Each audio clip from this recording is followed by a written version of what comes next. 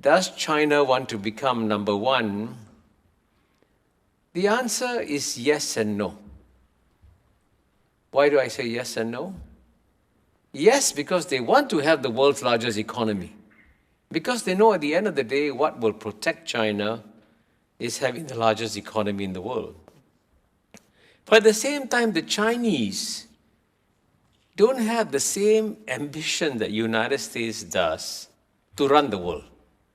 The United States, as you know, is present in all corners of the world, intervening in this issue, intervening in that issue, taking care of this problem, taking care of that problem.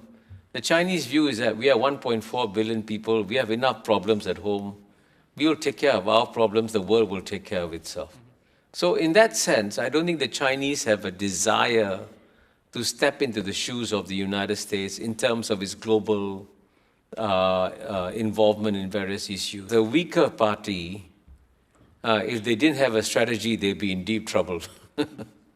I think out of necessity, they have to have a strategy. And they do have one. So, for example, they ask themselves the obvious question. Why did the United States successfully defeat the Soviet Union? Why? And they must say, the one country that has studied the collapse of the Soviet Union more carefully than any country in the world is China, because China knows that the dream of the United States is to make China the second Soviet Union that collapses. So how does China prevent a collapse? First point, the Soviet Union didn't collapse because of external pressures. It collapsed because of internal weaknesses. And so China realizes, to make sure I survive, I must have a very strong, dynamic economy and a strong, dynamic society.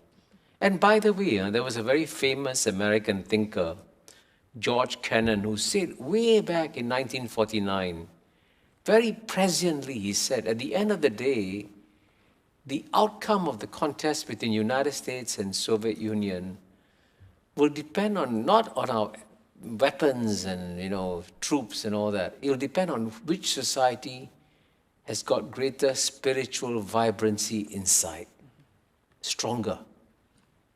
And so United States society was far more dynamic than Soviet Union society. United States thrived, Soviet Union collapsed.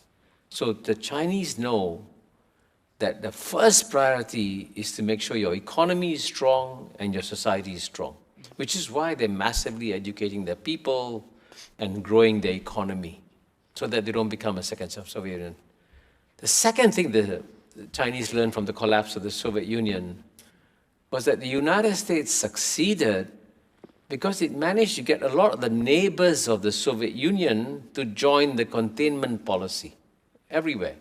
Western Europe, Japan, South Korea, right? Both ends of the Soviet Union.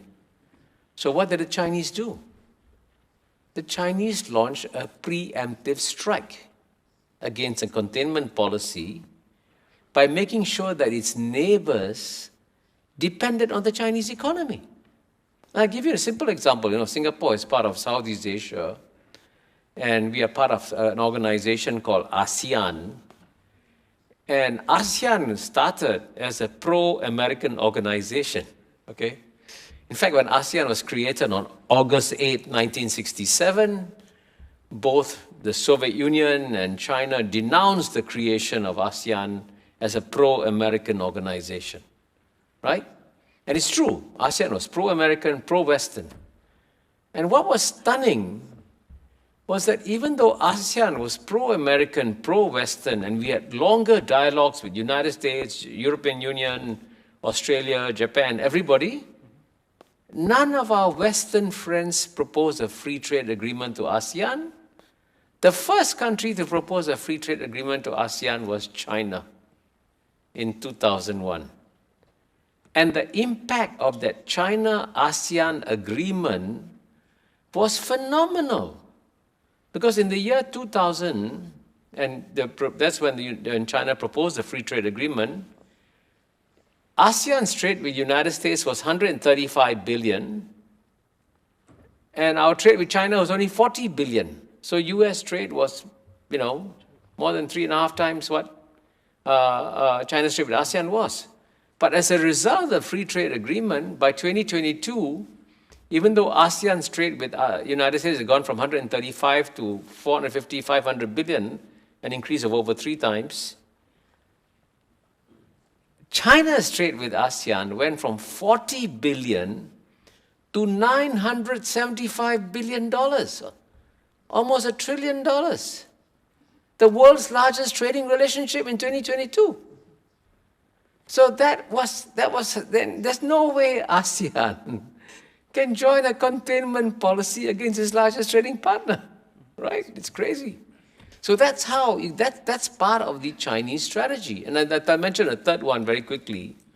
You take the Belt and Road Initiative that China has launched, building infrastructure in all corners of the world. What does that mean? Every country in the world says, oh, this infrastructure is good. I need Chinese fast trains, I need Chinese highways. And then would you join a containment policy? You won't. So it shows you that they have systematically worked out a grand strategy. But at the same time, I can tell you that the Chinese also have a lot of respect for the United States. They understand that the United States as a power is a remarkable power. And so their challenge is, even with all this strategy, they cannot underestimate what the United States can eventually do.